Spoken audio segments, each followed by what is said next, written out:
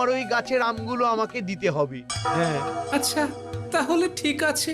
ব্যাস, তাহলে এক্ষুনি আমি কাগজপত্র আর মোহর নিয়ে আসছি। মহারাজ, একদম যা কাজ হবে পাকাপোক্ত কাজ, আমি কিন্তু একদম লিখিয়ে নেব। হ্যাঁ, ভালোই তো। টাকা পয়সার ব্যাপারে এরকম স্বচ্ছতা থাকা দরকার। তাহলে মহারাজ, আপনারা রাজসভার কাজ চালান আর আমি বাড়ি থেকে ঘুরে আসছি। গোপাল বিপদে পড়েছে, ওকে সাহায্য করাটা তো আমার কর্তব্য। যাকে এতদিন ধর্তব্যের মধ্যে রাখতো না, তার জন্য এখন কর্তব্য দেখাচ্ছে।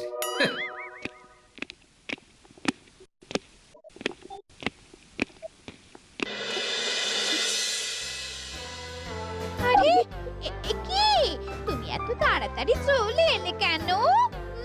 না না, আসিনি, এখন একটা বিরতি নিয়ে এসেছি। বিরতি? আরে বিরতি।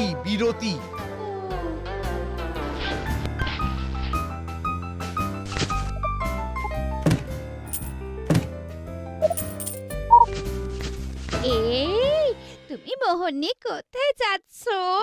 তোমার জন্য আম কিনতে। গোপালের আম গাছের সব আম আজকে থেকে আমার। বলো কি? হ্যাঁ,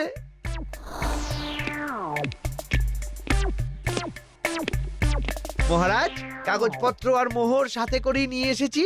এবার একটা চৌপায়া আনার ব্যবস্থা করুন, শুভ কাজটা সুসম্পন্ন হয়ে যাক। এই, কে আছো? একটা চৌপায়া নিয়ে এসো।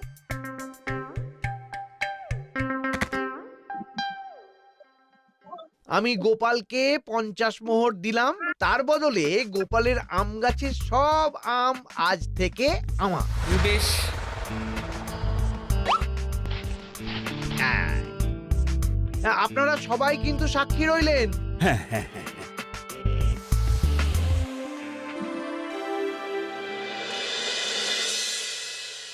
এই দেখো গিন্নি, 50 মোহর।